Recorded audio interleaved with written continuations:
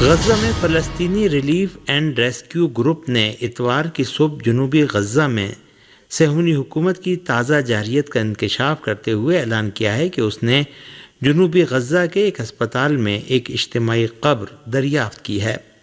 قطر کے Al Jazeera channel کے مطابق فلسطین کے ریلیف اینڈ ریسکیو گروپ نے اعلان کیا ہے کہ اس نے ایک اجتماعی قبر سے 50 شہداء کی لاشیں نکال لی ہیں، جنہیں صہیونی فوج نے خان یونس کے ناصر میڈیکل کمپلیکس میں اجتماعی طور پر دفن کیا تھا۔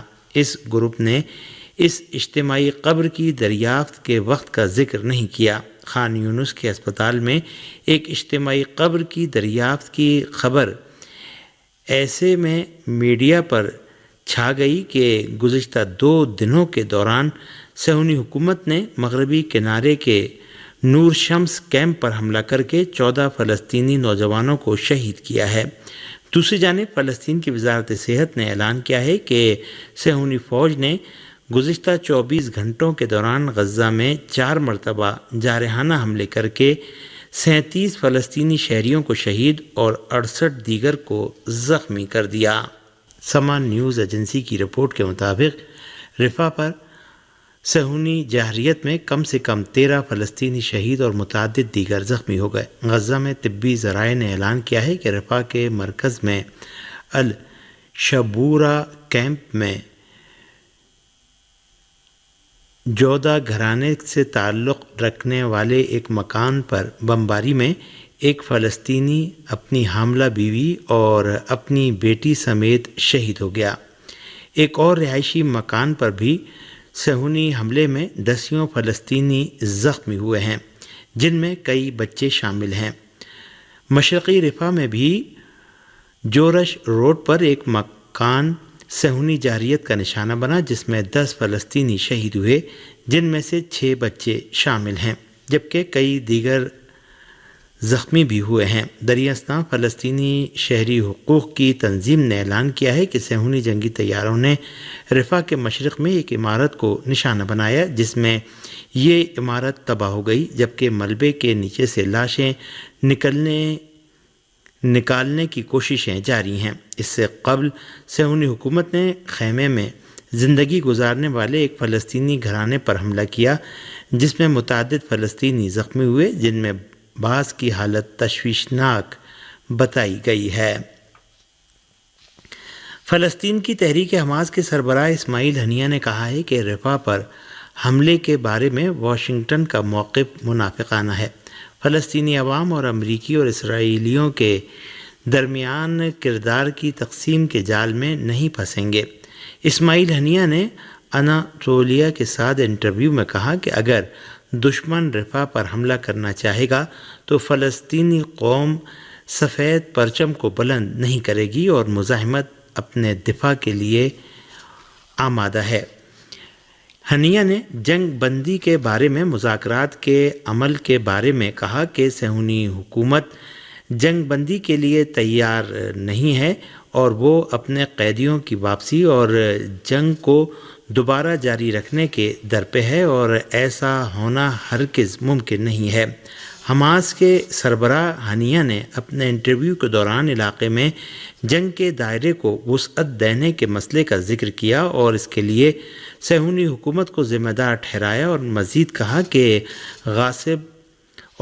کہا کہ لبنان، عراق، یمن، شام اور ایران سمیت خطے میں اسرائیل کے ساتھ مہاجرائی کا دائرہ پھیل رہا ہے اور یہ سب جاری رہے گا۔ نیو یارک کی پولیس نے کولمبیا یونیورسٹی کے احاطے میں فلسطینیوں کی حمایت میں مظاہرہ اور جنگ غزہ کے سلسلے میں امریکہ کے دوہرے معیار کے خلاف احتجاج کرنے والے 100 سے زائد طلبہ کو گرفتار کر لیا۔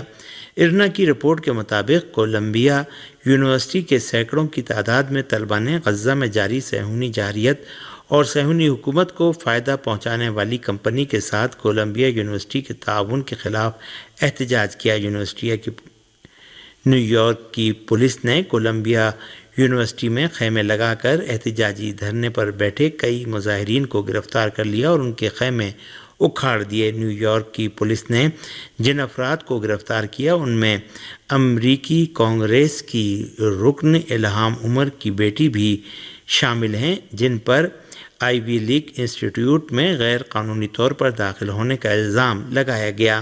کولمبیا یونیورسٹی کے طلباء نے صہیونی جارحیت کی مذمت کی اور احتجاجی دھرنا دیا۔ کولمبیا یونیورسٹی کے عہدیداروں کا کہنا ہے کہ یونیورسٹی کے احاطے میں ہنگامہ کرنے والے طلباء کی شناخت کرنے کی کوشش کی جا رہی ہے، جنہیں یونیورسٹی میں داخل ہونے سے روک دیا جائے گا۔ نیو یارک سٹی کے میئر نے کہا ہے کہ کولمبیا یونیورسٹی کے حکام نے یونیورسٹی کے احاطے میں لگے کیمپوں کو اکھاڑنے کا تحریری خط لکھا ہے۔ اس سے قبل کولمبیا یونیورسٹی کے سربراہ نے ایک بیان میں خبردار کیا تھا کہ طلباء نے اگر خیمے نہیں ہٹائے تو انہیں یونیورسٹی سے نکال دیا جائے گا۔ دوسری جانب جرمنی، آئرلینڈ اور سوئٹزرلینڈ میں بھی فلسطین کے حامی ہزاروں افراد نے غزہ کے عوام کے خلاف صہیونی حکومت کے حملوں کی مذمت اور فلسطینیوں کی حمایت میں مظاہرے کیے ہیں۔ موصولہ خبروں کے مطابق برلن اور جنیوا میں احتجاجی مظاہرین نے غزہ میں صہیونی حکومت کی کارروائیوں کو نسل کشی قرار دیا اور فوری جنگ بندی کا مطالبہ کیا۔ تقریباً 2000 احتجاجی مظاہرین نے برلن کی پورٹ سیڈامین اسکوائر میں اجتماع کر کے پارلیمنٹ کی جانب مارچ کیا۔ مظاہرین یہ نعرے لگا رہے تھے کہ جرمنی مالی امداد کر رہا ہے، اسرائیل بمباری کر رہا ہے، شرم کرو اور اسرائیل کو ہتھیار دینا بند کرو۔ بعض دیگر مظاہرین اپنے ہاتھوں میں پلے کارڈز اٹھائے ہوئے تھے جن پر لکھا تھا ہمارے ٹیکسوں سے اسرائیل کی حمایت بند کرو اور ہم یہودی نسل کشی کا خاتمہ چاہتے ہیں۔ اسی طرح ہزاروں افراد نے جنیوا کے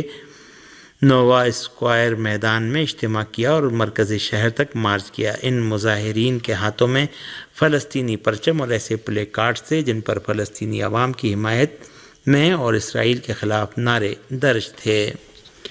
حزب اللہ لبنان نے شمالی مقبوضہ فلسطین کے شلومی علاقے میں 2 عمارتوں کو اپنے حملے کا نشانہ بنایا ہے۔ یہ عمارتیں اسرائیلی فوج کا خفیہ ٹھکانہ تھیں۔ حزب اللہ لبنان نے اس حملے کے بعد المطلع ٹاؤن میں بھی کچھ عمارتوں پر حملے کیے ہیں۔ ابھی ان حملوں میں ہونے والے جانی اور مالی نقصانات کے بارے میں کوئی خبر موصول نہیں ہوئی ہے۔ حزب اللہ نے اسی طرح کچھ گھنٹے قبل شمالی مقبوضہ فلسطین میں واقع ہانیتا فوجی اڈے پر اسرائیل کے جاسوس کے آلات کو نشانہ بنایا ہے۔ عراق کی تحریک اسلامی استقامت نے کہا ہے کہ اس نے شام کے مقبوضہ جولان میں صہیونی فوجی ٹھکانوں کو نشانہ بنایا ہے۔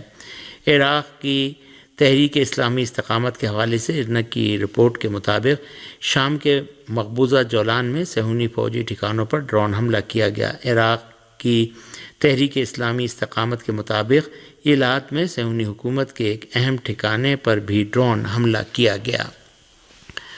اسلامی جمہوریہ ایران کے صدر ڈاکٹر سید ابراہیم رئیسی کل 22 اپریل سے 24 اپریل تک پاکستان کے دورے پر جا رہے ہیں، جہاں باضابطہ طور پر وزیر اعظم ہاؤس میں ان کا استقبال کیا جائے گا۔ اس حوالے سے تفصیلی رپورٹ اور تازہ ترین صورتحال سے خبروں کے بعد آپ کو آگاہ کیا جائے گا۔ پاکستان کے مختلف علاقوں میں ضمنی انتخابات کے لیے آج ووٹ ڈالے گئے، جس کے دوران تشدد کے کئی واقعات پیش آئے۔